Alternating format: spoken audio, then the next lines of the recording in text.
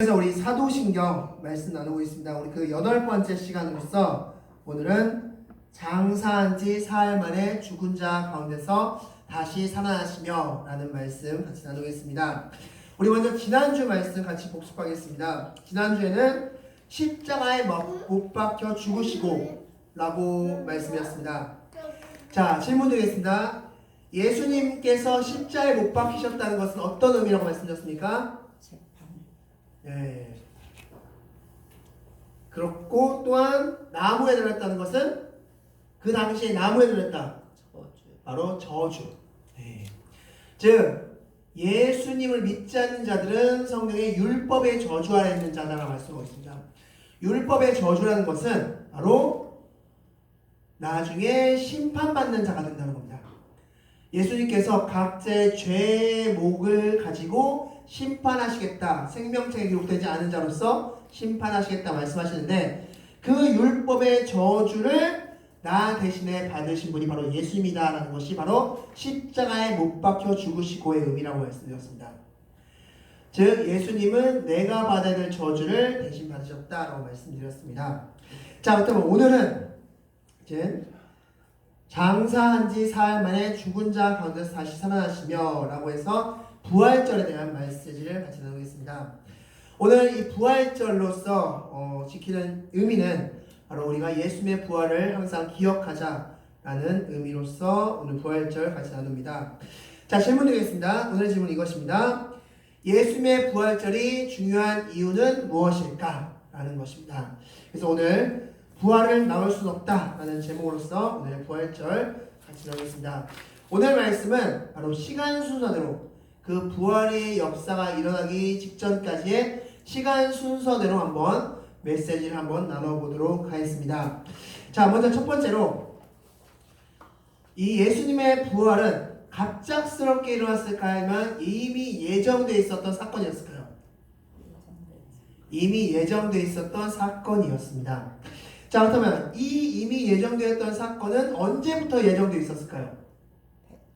네, 처음부터 예정되어 있었다라고 할 수 있습니다. 즉 구약에서부터 예수님의 부활 사건이 예정되어 있었습니다. 그 수많은 말씀, 사실 예전 구약에 예수님의 부활이 예정되어 있었던 말씀은 너무나 많지만 그 중에서 가장 대표적인 두 가지를 말씀드리겠습니다. 첫 번째는 예수님께서 말씀하셨던 요나의 표적, 바로 그것이 구약에 예정이 되어 있었던 말씀이다 라고 볼 수 있습니다. 요나서 1장 17절 말씀 보면 요나가 물고기 뱃속에서 며칠 동안 있습니까? 3일 동안 요나가 물고기 뱃속에서 있습니다. 그리고 2장 10절 말씀 보면 물고기가 요나를 토해냈습니다. 자, 이것을 가리켜서 예수님께서는 뭐라고 말씀하셨습니까? 이 너희가 나에게 표적을 구하지만 누구의 표적밖에 보일 것이 없다? 요나의 표적밖에 보일 것이 없다라고 말씀하셨습니다. 즉 이 요나의 표적, 요나가 물고기 뱃속에서 3일 동안 있다가 다시 토해지는 이것은 바로 예수님의 부활을 예표하는, 예수님의 부활을 상징하는, 선포하는 그런 말씀이다 라고 볼 수 있는 것입니다. 또한 이삭의 표적이 또한 있습니다. 창세기 22장에 아브라함이 이삭을 모리아산으로 끌고 갑니다. 그리고 그곳에 제단을 쌓고 이삭을 눕힙니다. 그리고 칼을 잡고 이삭을 죽이려고 합니다. 실제 아브라함은 하나님께서 명령하지 않으셨다면, 말리지 않으셨다면 이삭을 죽였을 것입니다. 자, 그런데 이것을 히브리서 기자는 이렇게 표현하고 있습니다. 히브리서 11장 19절 말씀 보면 아브라함은 이삭을 다시 살리실 줄을 믿고 행했다라고 말씀하고 있습니다.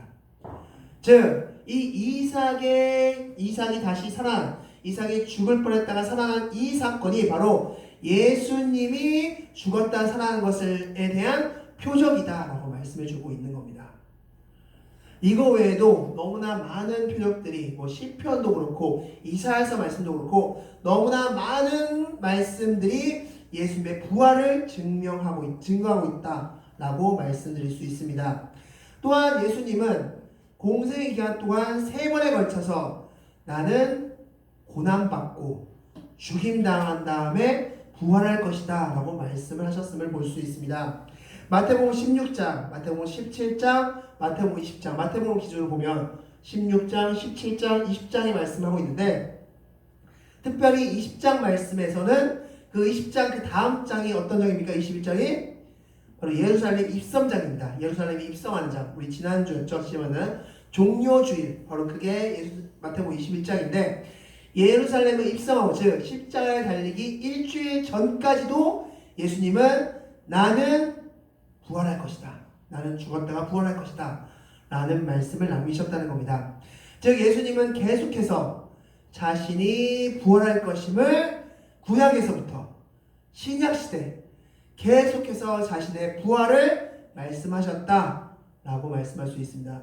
즉 예수님의 부활은 갑작스럽게 일어난 일이 아니라 이미 창세 전부터, 특별히 이 요나나 이 아브라함 시대는 같은 시대로 볼 수 있습니다. 즉 아주 먼 시대죠. 지금 6,000년 전 그때로부터도 계속 예수님의 부활이 예정되어 있었고 선포되어 있었다라고 볼 수 있는 겁니다. 이것은 우연히 갑작스럽게 일어난 사건이 아니다 라고 말씀드릴 수 있습니다. 자, 이렇게 예수님께서는 자신의 부활을 말씀하신 다음에 오늘 성찬식에 했던 것처럼 예수님께서 십자가에 죽으시면서 자신의 몸과 피를 다 쏟으시는 사건이 일어났습니다. 자, 그리고 나서 예수님은 어떻게 되셨습니까? 오늘 사도신경의 부분이죠. 장사되어 예수님은 장사되셨습니다. 자, 왜 사도신경에 장사한지라는 그 표현을 왜 넣었을까요? 왜 사도신경에 장사한지라는 표현을 넣었을까요? 자, 왜냐하면 예수님의 십자가, 예수님의 인성의 죽음, 예수님의 십자가 사건을 믿지 못하는 사람들이 많이 있었기 때문입니다. 그들은 예수님이 십자가에서 잠깐 기절한 것뿐이다 라고 이야기하던가, 예수님께서 십자가를 내신 것은 환상에 불과하다 라고 이야기하던가, 라고 이야기하면서 예수님의 십자가 사건을 부정하거나 부인하는 그런 말들을 내뱉고 다녔다는 것입니다. 그것이 초대교회 가운데 있었기 때문에 이 초대교회 가운데 이 장사되었다, 예수님께서 장사지내셨다, 즉 무덤에 묻히셨다 라는 것을 분명하게 하기 위해서 장사한지라는 것을 사도신경에 넣었다 라는 것을 기억하시기 바라겠습니다. 특별히 이 장사됨에 있어서 두 명의 주인공이 등장하는데, 하나는 오늘 본문에 나오는 아리마대 요셉이라는 사람이고, 또 한 명은 니고데모라는 사람입니다. 아리마대 요셉과 니고데모, 이 둘을 통하여서 예수님의 장사되는 모습을 같이 나누도록 하겠습니다. 오늘 본문 말씀 같이 읽겠습니다. 57절 말씀 우리 다 같이 한번 읽겠습니다. 시작. 저물었을 때에 아리마대 부자 요셉이라는 사람이 왔으니 그도 예수의 제자라. 아멘. 자, 이 아리마대 요셉이 어떤 사람인가 먼저 좀 보겠습니다. 마가복음 15장 43절 말씀 보면 이 아리마대 요셉에 대해서 말씀해주고 있는데, 그는 존경받는 공회원이라고 말씀하고 있습니다. 여기서 공회원은 어떤 사람이냐? 지금으로 따지면 국회의원이라고 생각하시면 됩니다. 그런 사람이 아리마대 요셉이었습니다. 아리마대 지역에 사는 요셉이라는 사람이다 라는 뜻입니다. 자, 이 아리마대 요셉은 누가복음 22장 51절 말씀 보면 예수님의 십자가 사건을 마지막까지 반대했던 사람이 아리마대 요셉이었습니다. 이 누가복음 22장은 어떤 장입니까? 이제 막 군중들이 예수를 십자가에 못 박으라 하면서 막 외치고 다녔던 그런 장입니다. 막 대종교 지도자들 그리고 많은 군중들이 예수를 십자가에 못 박으라 막 외치는 그 사이에서 예수님을 십자가에 못 박지 않으면 좋겠습니다 라고 외쳤던 목소리가 바로 아리마대 요셉이었다라고 말씀하고 있습니다. 아리마대 요셉은 예수님이 십자가에 못 박지 않도록, 예수님께서는 십자가에 못 박히시면 안 됩니다 라고 외침을 했던 사람이 바로 아리마대 요셉이었습니다.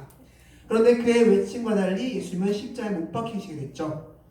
자, 그 모습을 멀리서 지켜봤습니다. 그리고 예수님께서 십자가에 다 못 박히신 후 모든 군중들이 다 떠나간 다음에 이 아리마대 요셉은 누구를 찾아갑니까? 말씀 보겠습니다. 58절 말씀 다 같이 한번 읽겠습니다. 58절입니다. 시작. 빌라도에게 가서 예수의 식체를 달라 하니 이에 빌라도가 내주라 명령하오늘. 아멘. 누구를 찾아갔습니까? 빌라도를 찾아갑니다. 본디오 빌라도를 찾아가서 예수의 식체를 내려달라 라고 요청합니다. 자, 그리고 빌라도가 알겠다 라고 해서 예수의 식체를 받아서 어떻게 하느냐? 우리 60절 말씀 다 같이 읽겠습니다. 시작. 바위 속에 판 자기 새 무덤에 넣어두고 큰 돌을 굴러 무덤 문에 놓고 가니. 아멘. 자, 이 새 무덤, 자기 새 무덤이라고 했는데 이것은 원래 자기가 묻히려고, 자기가 이제 죽으면 자기 후손에게 나 여기에 묻어줘 라고 만들어 놓은 그런 무덤입니다. 그 무덤에 예수의 시체를 묻었습니다. 즉, 이 아리마대 요셉은 예수의 죽음을 끝까지 지켜봤고, 지금 이 당시는 제자들은 다 도망간 상황이죠. 제자들은 다 도망갔지만 아리마대 요셉은 끝까지 그 자리를 지켰습니다. 그리고 모든 것이 다 끝났을 때 예수의 시체를 빌라도에게 요청해서 자기가 묻히려고 준비해 놓은 무덤에 예수님을 모신 그런 인물이 바로 아리마대 요셉이었다라고 말씀할 수 있습니다. 또한 두 번째, 이 장사되었다는 것의 두 번째 증인은 니고데모라는 사람이었습니다. 이 니고데모는 어떤 사람이었습니까? 니고데모 많이 들어보셨죠? 바로 요한복음 3장에 나오는 그 인물이죠. 밤중에 예수님께 찾아왔죠. 그는 요한복음 3장에서 유대인 지도자라고 말씀하고 있습니다. 그는 밤중에 예수님께 찾아와서 무엇을 질문했습니까? 어떻게 하여야 영생을 얻을 수 있습니까? 라는 질문을 하죠. 그럴 때 예수님께서 무엇을 말씀하셨습니까? 거듭나라 라는 말씀하셨죠. 거듭나야지만이 너가 영생을 얻을 수 있다 라고 말씀해 주셨습니다. 즉 예수 그리스도로 다시 태어나야 됨을 말씀해 주신 것이죠.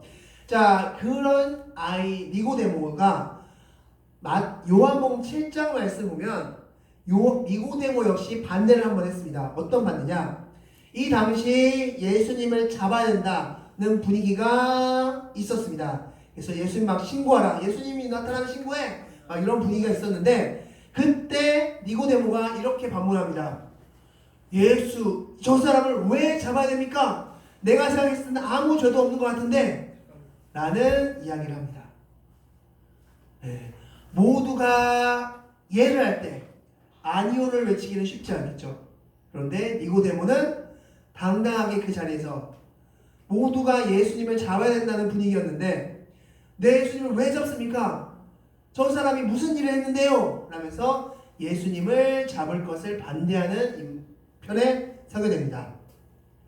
자, 그렇게 예수님께서 아리마대 요셉의 무덤에 같이 묻히신 후에 그 다음에 니고데모가 한 일이 있습니다. 어떤 일이었습니까? 요한복음 19장 39절 말씀 보면 니고데모가 모략과 침향 섞은 것을 100리트라 가져왔다라고 말씀하고 있습니다. 여기서 모략이 무엇일까요? 모략이 무엇일까요? 우리 예수님께서 태어나셨을 때 황금과 유향과 모략을 가져왔는데 이 모략이 어떤 의미였냐? 모략은 그 당시에 예수님의 시체, 어떤 시체의 부패를 방지하는 용도가 바로 모략의 용도였습니다. 자, 그러면 그리고 침향. 이 침향은 또 어떤 용도였냐? 시체가 이 지역은 더운 지역이었습니다. 더운 지역이었기 때문에 시체의 부패가 빨리 일어났습니다. 시체가 부패하면 어떤 냄새가 납니까? 네, 굉장히 고약한 냄새가 나겠죠. 그 냄새를 잡아주는 게 바로 침향이라는 액체였습니다. 즉, 이 모략과 침향을 적당한 비율로 섞어서 가져왔는데 그 양이 어느 정도다?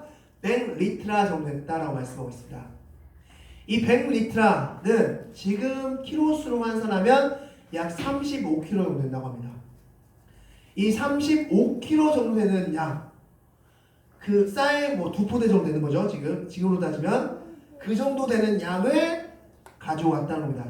이 정도의 양은 원래 왕들, 이 시대의 왕들, 이 당시의 왕들이 죽었을 때나 사용할 법한 양인데 지금 이 니고데모가 예수님이 죽었을 때 그 예수님의 몸에 모략과 침향을 발랐는데 그 양이 왕들이 죽었을 때나 바를 정도의 양을 흥건하게 예수님의 몸에 발랐던 겁니다. 즉, 이 아리마대 요셉 그리고 니고데모 이 두 사람을 통해서 지금 말씀하고 싶은 건 뭡니까? 예수님은 장사 되셨다. 예수님은 실제로 죽으셨다. 예수님은 기절한 것도 아니고 환상을 보인 것도 아니고 실제 육체가 되셔서 실제 죽으셨다는 것을 말씀하는 장면입니다. 이게 첫 번째입니다. 자, 그렇다면 이제 예수님께서 무덤에 묻히셨습니다. 그 무덤 밖에서는 무슨 일이 있었을까요? 그 다음 절이죠. 자, 62절 말씀을 다 같이 읽겠는데, 자, 먼저 읽기 전에 여러분께 한 가지 질문을 먼저 드리겠습니다. 먼저 선 질문드립니다.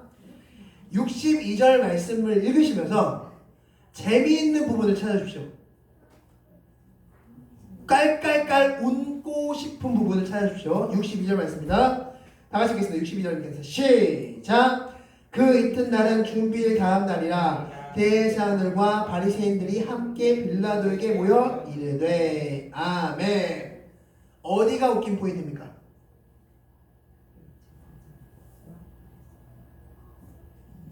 이 말씀을 읽으시면서 여러분 깔깔이 웃으셨어야 됩니다. 어딜까요? 자, 맞추신 분께 큰 선물을 드리겠습니다.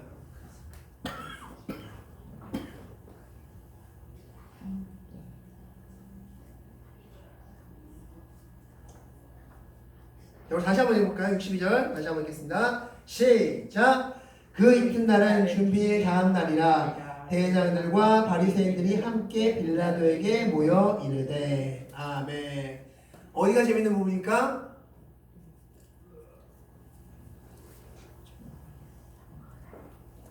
자, 말씀드리겠습니다. 이 당시의 대제사장들은 사두개파 사람들이었습니다. 사두개파 사람들. 이 사두개파 사람들을 성경에서 소개할 때 무엇을 믿지 않는 사람들이라고 말하고 있습니까? 부활을 믿지 않는 사람들. 자, 그런데 지금 이 사두개파 사람들로 대표되는 대제사장들과 바리새인들과 같이 누구를 찾아갔다고 말씀하고 있습니까? 빌라도를 찾아갔습니다. 왜 찾아갔습니까? 말씀 읽어보면 예수님이 부활했을지도 모른다는 두려움 때문에 찾아갔습니다. 부활을 믿지 않는다고 그렇게 공공연하게 떠들었던 우리는 부활 안 믿어! 성경에 안 나와있잖아! 구약 모세오경에 뭐가 부활이 나와있어 하면서 부활이 없다고 공공연하게 떠들었던 그 사두개파 사람들이 예수님이 혹시나 부활하면 어떡해? 부활했으면 어떻게 하면서 두려움에 지금 빌라도를 찾아갑니다. 자기가 했던 말조차 지키지 못하는 모습입니다. 자기들의 주장조차 지키지 못하는 모습입니다. 지금 이 바리새파와 그리고 종교지도자들, 이 대제사장들, 사두개파 이들이 지금 빌라도를 찾아갔습니다. 자, 빌라도를 찾아가서 무엇을 요구합니까? 64절 말씀 다 같이 한번 읽습니다. 64절입니다. 읽겠습니다. 시작! 그러므로 명령하여 그 무덤을 사흘까지 굳게 지키게 하면서 그의 제자들이 와서 시체를 도둑질하여 가고 백성들이 말하되 그가 죽은 자 가운데서 살아났다 하면 후의 속임이 전보다 더 클까 하나이다 하니 아멘. 무덤을 지켜달라는 요청합니다. 왜냐하면 예수님이 전에 나는 죽은 후에 사흘 후에 부활하겠다 라고 이야기했기 때문에 혹시 부활하면 어떡합니까? 부활도 믿지 않는다고 그렇게 공공연하게 떠들었던 그 사두개파 사람들이 혹시 부활하면 어떡합니까? 라고 하면서 빌라도에게 무덤 좀 지켜주세요 라고 이야기합니다. 자, 그에 대한 대답 65절 말씀입니다. 우리 다 같이 한번 읽겠습니다. 중요한 부분입니다. 65절 읽겠습니다. 시작! 빌라도가 이르되 너에게 경비병이 있으니 가서 힘대로 굳게 지키라 하오늘 아멘. 질문드립니다. 예수님의 무덤을 유대 군인이 지켰을까요? 로마 군인이 지켰을까요? 예수님의 무덤을 유대 군인들이 지켰을까요? 로마 군인들이 지켰을까요?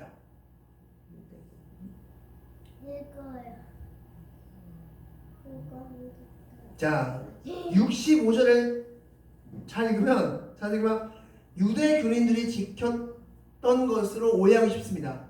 사실 이게 번역이 조금은 좀 아쉬운데 65절을 원래 원문적으로 읽으면 이렇게 읽을 수 있습니다. 빌라도가 이르되 너희에게 준 경비병이 있으니 가서 힘대로 굳게 지키라. 이런 말씀입니다. 그러면 유대 군인이 지켰습니까? 로마 군인이 지켰습니까? 로마 군인이 지켰습니다. 즉 로마 군인이 예수님의 무덤가를 지켰습니다. 자, 그러면 왜 로마 군인이 그 속국인 불가에 그리고 십자가에 못 박힌 죄인에 불과한 예수님의 무덤을 왜 자신들의 군인을 동원해서 지켰을까요? 왜 그렇게까지 해가면서 지켰을까요? 예수님의 무덤을. 네, 역시 예수님의 부활은 종교 지도자들뿐만 아니라 로마에게도 큰 오점을 남길 수 있는 사건이었기 때문입니다. 예수님이 부활한다고 했을 때 그 소요, 그 폭동이 혹여나 로마에게까지 불똥이 튈까봐 로마 군인을 동원시켜서 지켜야 했습니다. 로마 군인은 16명으로 이루어졌습니다. 최소 단위가. 그래서 이 당시 어떻게 예수님의 무덤을 지켰냐? 4명씩 짝을 이루어서 로마 군인을 지켰다. 예수님의 무덤을 지켰다. 라고 전해지고 있습니다. 그렇게 전달받았을 때 또 하나의 이상한 부분이 있습니다. 우리 재밌는 부분 하나 더 말씀 한번 드려보겠습니다. 우리 마태복음 28장 한 장 더 넘겨서 13절 말씀. 28장 13절 말씀 우리 다시 한번 읽겠습니다. 재밌는 부분을 또 여러분 찾아보시기 바랍니다. 마태복음 28장 13절 다 같이 읽겠습니다. 시작. 이르되 너희는 말하기를 그의 제자들이 밤에 와서 우리가 잘 때 그를 도둑질하여 갔다 하라. 아멘. 어디가 재밌는 부분입니까? 그렇죠. 이제 정확히 아셨죠. 4명씩 4교대로 썼습니다. 그러면 4명이 몇 시간 동안 보초를 선 겁니까? 계산상 6시간 선 거죠. 그리고 나머지 18시간 잔 겁니다. 근데 보초소다가 잡고 ቋ빡 졸았고 그때 제 아들이 예수의 시체를 가져갔습니다. 라고 너희들 말해. 라고 지금 종교자들이 그들의 입에 넣어주는 겁니다. 지금. 로마에서조차 종교 지도자들조차 예수님의 부활을 철저히 막아보려 했습니다. 그런데 예수님의 부활을 막을 수 있었습니까? 부활을 막을 수는 없었다 라고 알 수 있습니다. 자, 그럼 예수님의 부활의 사건을 지금부터 같이 나누겠습니다. 자, 마태복음 28장 1절 말씀 다 같이 한번 읽겠습니다. 시작. 안식일이 다 지나고 안식 후 첫날이 되려는 새벽에 막달라 마리아와 다른 마리아가 무덤을 보려고 갔더니 아멘. 안식 후 첫날에 막달라 마리아들이 예수님의 무덤가에 자신이 준비한 상품을 가지고 무덤가로 가는 장면이 나옵니다. 자, 그때 어떤 일이 일어났냐? 2절 말씀 다 같이 읽겠습니다. 시작. 큰 지진이 나며 주의 천사가 하늘로부터 내려와 돌을 굴려내고 그 위에 앉았는데 아멘. 정예 군사, 로마 군사들이 무덤을 지키고 있었지만 예수님의 부활을 막지 못했습니다. 왜냐하면 그때 갑자기 큰 지진이 나왔습니다. 우리 이 그림을 한번 상상해 보시죠. 이 말씀을 한번 여러분 상상해서 한번 떠올려보시기 바랍니다. 큰 지진이 나왔습니다. 막 큰 지진이 나왔습니다. 자, 그리고 그 큰 돌이 또글또글 대굴대굴 하면서 굴러가고 있습니다. 그리고 그 위에 천사 한 명이 딱 앉아 있습니다. 돌 위에. 여러분이 만약에 로마 군인이었다면 어떻게 됐을까요? 갑자기 지진이 일어나고 갑자기 무덤문이 막 열리고 그 천사, 거룩한 영인 천사가 딱 그 무덤가에 딱 섰습니다. 무덤 위에 딱 섰습니다. 여러분 같으면 어땠을까요? 4절 말씀 다 같이 읽겠습니다. 시작. 지키던 자들이 그를 무서워하여 떨며 죽은 사람과 같이 되었더라. 아멘. 기절 초풍한 겁니다. 완전히 쓰러진 거죠. 네, 그렇게 해서 예수님은 부활하신 겁니다.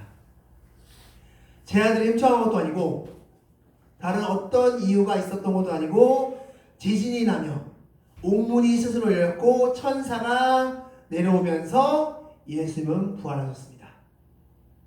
그렇게 예수님은 부활하셨고 그리고 나서 베드로에게 먼저 보이셨고 베드로 가장 먼저 뛰어갔죠.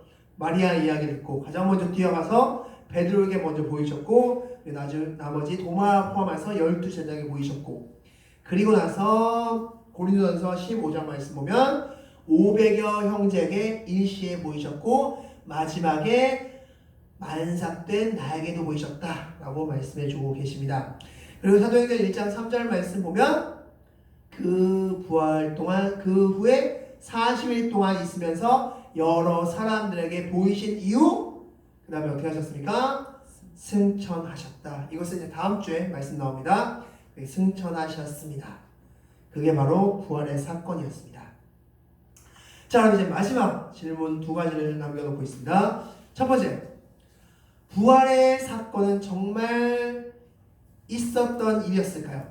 부활은 정말 진실일까요? 자, 마태복음 28장 13절 말씀 보면 제자들이 그 예수님의 시체를 훔쳐갔다라고 그들은 주장했습니다. 그러나 이 제자들이 예수님의 시체를 훔쳐갈 만한 담력도 상황도 되지 못했던 것을 말씀을 통해서 볼 수 있고 그 다른 사람 역시 예수님의 시체를 훔쳐갈 만한 동기가 없었으며 이 당시 1세기 당시 이미 복음서가 완성되어 있었습니다. 복음서가 완성되어 있었다는 것은 예수님의 부활 사건도 이미 여기에 기록되어 있다는 사실입니다. 만약에 누군가 훔쳐갔고 이것이 날조된 기록이라면 그 당시에 분명히 문제가 났었을 것이고 이미 수정되어 있었을 것이고 이미 수정된 채로 지금 우리에게 전달되어야 했었는데 예수님의 부활이 진실이었기 때문에 그 누구도 이 일을 할 수 없었기 때문에 또한 전 세계 복음화를 시킨 장본인 중에 하나인 바울, 그 바울이 변화된 사건 역시 부활된 예수님을 만났기 때문에 변화되었습니다. 이 모든 것을 종합해 봤을 때 예수님이 부활하셨음이 사실이냐 진짜냐 놓고 봤을 때 사실일 수밖에 없다. 즉 온 세계가 이렇게 복음화된 것을 놓고 봤을 때 예수님의 부활이 아니고서는 설명할 길이 없다 라고 말씀드릴 수 있습니다. 그렇다면 우리가 이 예수님의 부활을 통해서 우리 처음에 했던 질문이죠. 예수님의 부활이 지금 나에게 어떤 의미가 있을까? 우리에게 주는 어떤 의미가 있을까? 크게 두 가지로 생각해 보겠습니다. 너무나 많지만 크게 두 가지 말씀드리겠습니다. 먼저 고린도전서 15장 14절 말씀 우리 다같이 읽겠습니다. 시작! 그리스도께서 만일 다시 살아나지 못하셨으면 우리가 전파하는 것도 헛것이요 또 너희 믿음도 헛것이며 아멘. 우리가 지금 예배드린 것도 헛것입니다. 예수께서 부활하셨습니다. 여러분께서 기도한 것도 헛것입니다. 예수께서 부활하셨습니다. 왜냐하면 우리가 누구의 이름으로 기도하기 때문에 지금 예수님의 이름으로 기도하기 때문에 죄인 예수가 되었다면 우리는 기도의 의미가 없는 겁니다. 부활하신 예수님이기 때문에 우리가 기도할 수 있는 겁니다. 우리의 믿음이 증명되는 사건입니다. 너희 지금 잘 믿고 있어. 너희 지금 잘하고 있는 거야. 라는 것을 말해주는 사건이 바로 무슨 사건이다? 부활 사건이다. 그것이 부활이 주는 우리에게 주는 첫 번째 의미입니다. 두 번째 사도행전 1장 11절 말씀 우리 다같이 한번 읽겠습니다. 시작! 이르되 갈릴리 사람들아 어찌하여 하늘을 쳐다보느냐 너희 가운데서 하늘로 올려지신 이 예수는 하늘로 가심을 본 그대로 오시리라 하였느니라. 아멘. 두 번째 이 부활 사건이 주는 의미는 무엇입니까? 예수님이 뭐라고 말씀하셨습니까? 올라간 그대로 내려온다. 예수님이 내려오실 때는 어떤 목적을 가지고 내려오십니까? 심판. 즉 무슨 소리입니까? 이 부활은 어떤 것을 예표한다? 심판을 예표한다. 반드시 심판이 있다는 겁니다. 예수님은 반드시 이 땅에 오셔서 심판하신다. 그때 예수를 믿는 자들은 재판석에 앉습니까? 안 앉습니까? 앉지 않죠. 왜냐하면 누가 이미 받으셨기 때문에 예수님이 이미 받으셨기 때문에 본디오 빌라도에게 통해서 그리고 믿지 않는 자들은 그 심판석에 앉아서 생명책에 기록되지 않았고 행위책에 기록된 대로 심판을 받을 것이다 라고 말씀하시는 겁니다. 그 죄가 사해지지 않았기 때문에, 이 땅에 살면서 죄가 사해받지 않았기 때문에, 즉 예수님의 부활 사건은 심판이 있음을 예표하는 사건이다 라는 것을 기억하시기 바라겠습니다. 말씀을 정리하겠습니다. 오늘은 부활절입니다. 장사된 지 사흘 만에 죽은 자 가운데서 다시 살아나시며 영적으로 죽은 우리를 하나님의 자녀 삼기 위해서 예수님은 부활하셨음을 믿으시기 바랍니다. 이것이 바로 우리에게 오는 복음임을 기억하면서 나에게 온 이 복음의 메시지를 믿고 감사하고 기도하시는 그런 여러분들이 되시기 바라겠습니다. 기도하시겠습니다.